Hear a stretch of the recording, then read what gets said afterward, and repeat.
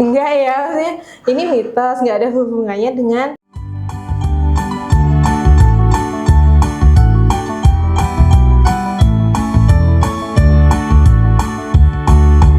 Mari kawan kumpul di sini, sejenak kita ngopi.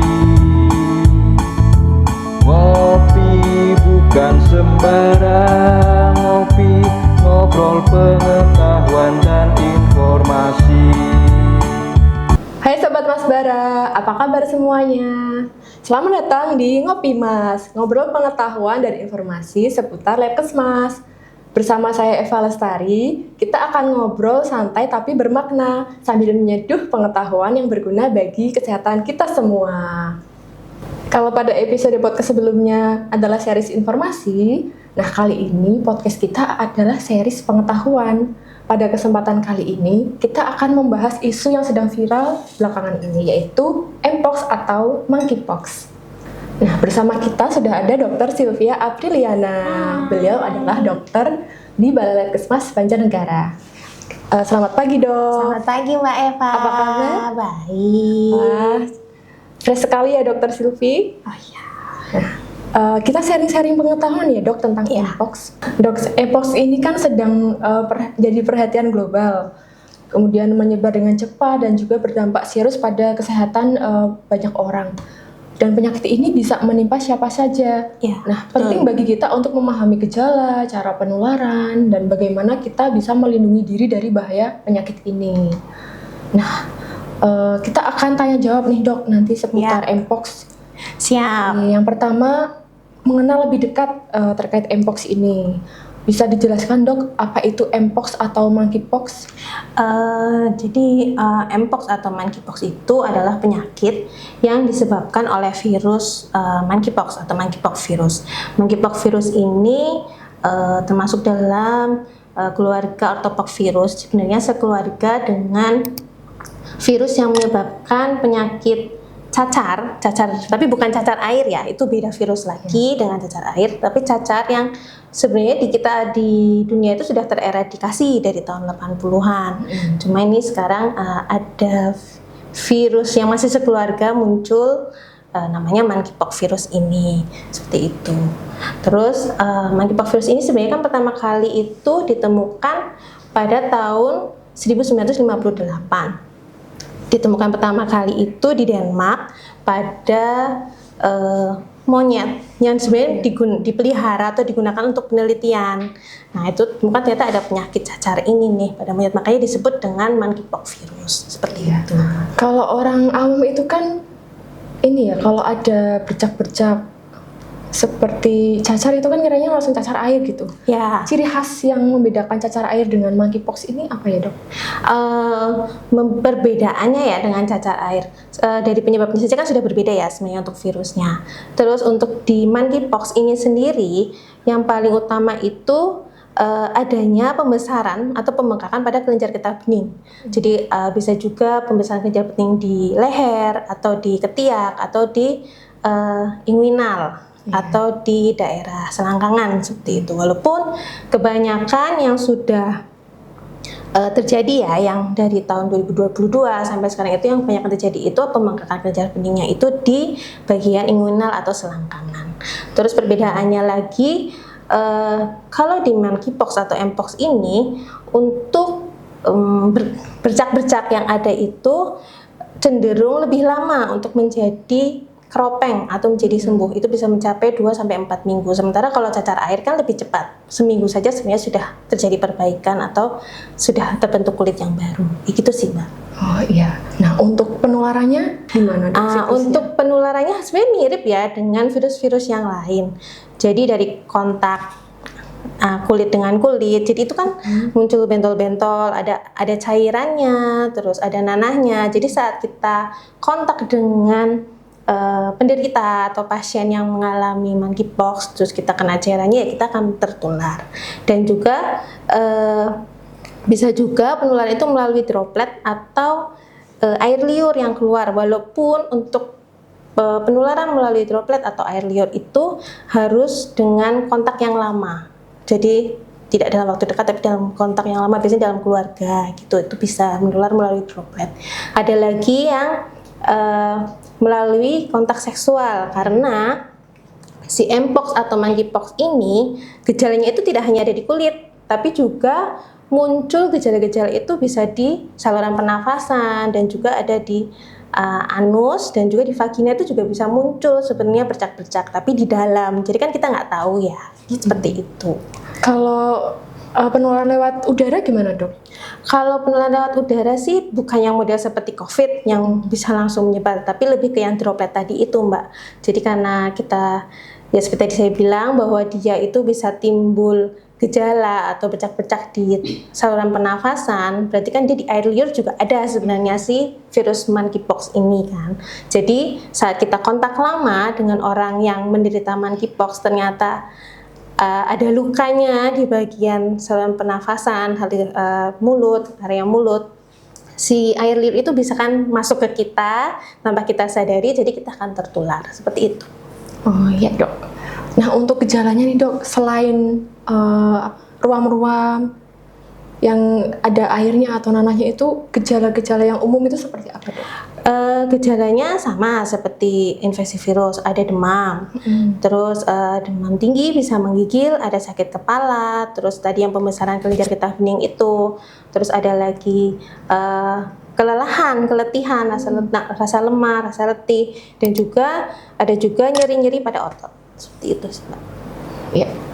Nah, untuk dampaknya sendiri, ketika kita sudah mengalami yang namanya monkeypox ini, dampaknya kalau daya tahan tubuh kita bagus, sebenarnya dia itu self-limiting disease atau bisa sembuh sendiri tanpa pengobatan sebenarnya selama daya tahan tubuh kita bagus.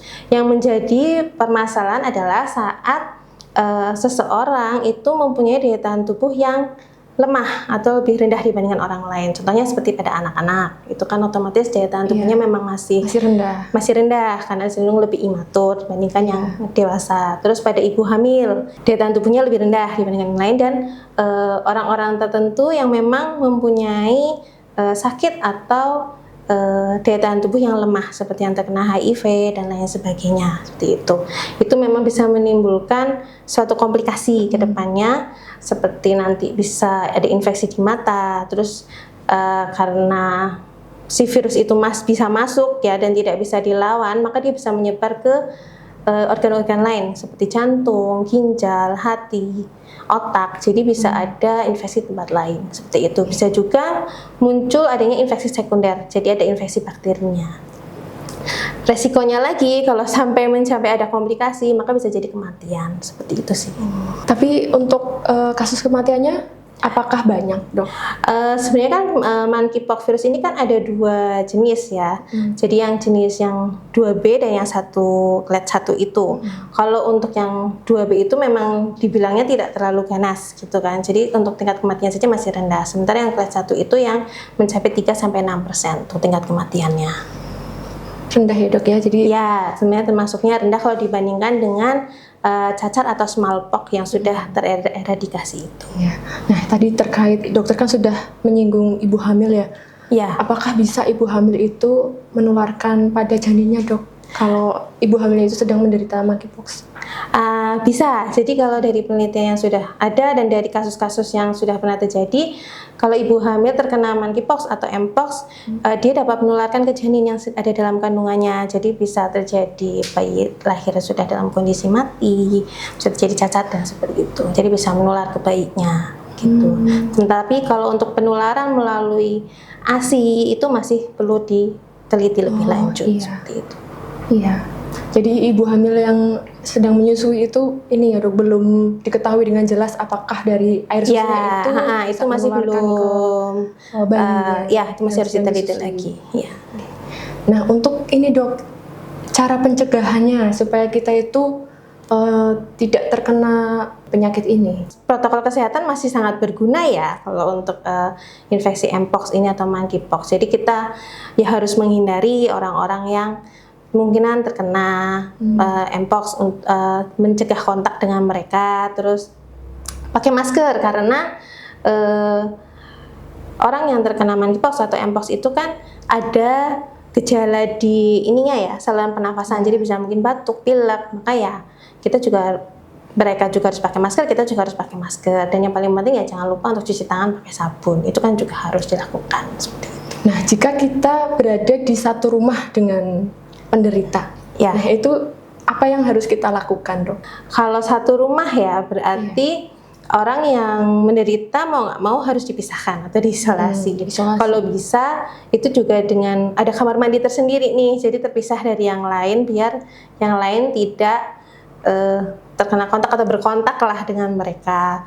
Terus tempat makan, alat makan juga kalau bisa mereka sendiri, jadi tidak ada kontak dengan yang lain seperti itu.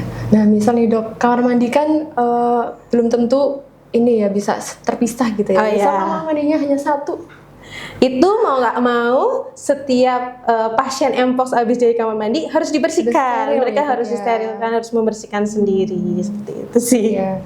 Jadi ini ya mirip-mirip dengan ini tata laksana pas kita COVID itu ya. Mirip, hanya ini kalau COVID kan lebih karena udara ya. Kalau ini benar-benar karena cairannya, kontaknya kan ya kadang megang sesuatu nggak tahu terus kita megang itu juga bisa jadi ketularan seperti itu.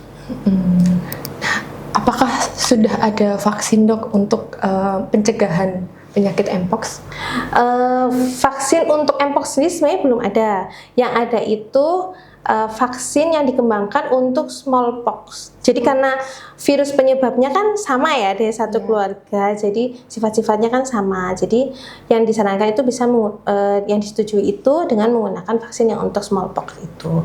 Hanya memang tidak diberikan secara massal, hanya untuk kelompok-kelompok dengan resiko tinggi tadi itu. Jadi nggak semuanya dapat, tapi ya hanya anak-anak, ibu hamil, terus tenaga kesehatan yang melakukan perawatan atau sering kontak dengan pasien-pasien mpox, hanya seperti itu, dan kelompok-kelompok tertentu. Iya. Nah, untuk tata laksana pengobatannya seperti apa, Dok? Kalau pengobatan mpox seperti yang tadi saya bilang kan dia sebenarnya self limiting disease, jadi bergantung sekali dengan daya tahan tubuh si penderitanya atau pasiennya. Jadi yang bisa diberikan kalau memang tidak berat, gejala-gejalanya ringan ya hanya antipiretik, terus anti nyeri sesuai dengan keluhan sebenarnya. Keluhan pasiennya tuh apa sih? Ada gatal kita kasih anti gatal seperti itu. Pemberian ada antivirus yang dapat diberikan, tapi itu hanya dapat diberikan bila si penderita ini memiliki gejala yang berat sehingga atau sudah ada komplikasi sehingga membutuhkan perawatan di rumah sakit. Jadi untuk tata laksana ini juga harus dilihat nih oleh tenaga kesehatannya gitu. Jadi kalau memang ada gejala kok kayaknya mpox nih, ya sudahlah ke tenaga kesehatan saja untuk dilihat ini apakah masuk ringan atau masuk berat untuk dapat pengobatannya. Nah, selama ini bagaimana, Dok, terkait peran pemerintah dalam penanggulangan mpox? Kalau pemerintah sejauh ini sih lebih ke ini ya Mbak, kayak di KKP tentang kalau ada mereka kerjasama dengan penerbangan atau yang harus selalu lintas masuk dan keluar dari Indonesia ya, untuk melihat yang dari negara-negara, karena mpox ini kan lebih banyak di daerah Afrika yang saat ini kan, jadi kita melihat orang-orang yang datang dari daerah yang memang endemis nanti kita periksa seperti itu, lebih ke situ sih saat ini gitu.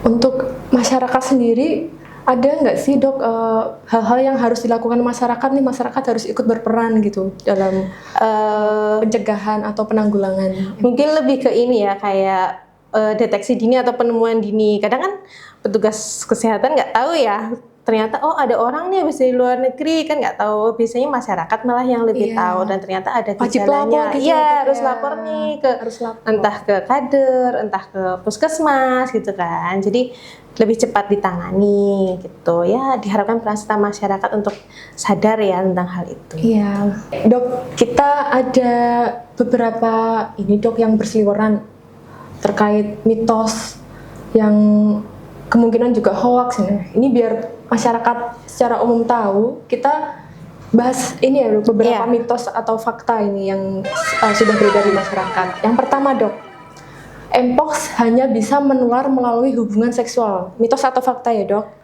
Mitos, walaupun saat ini memang penularannya lebih banyak melalui hubungan seksual, tapi seperti yang saya bilang bahwa ya bisa lewat kita saling kontak aja terus tiba-tiba ketularan juga bisa Iya. sebenarnya kayak gitu. Iya. Jadi memang melalui cairan, kontak langsung, tidak hanya dengan hubungan seksual gitu. Iya. Kemudian mitos atau fakta selanjutnya nih dok, Mpox ini adalah akibat atau efek samping dari vaksin COVID-19. Nah, apakah betul nih dok?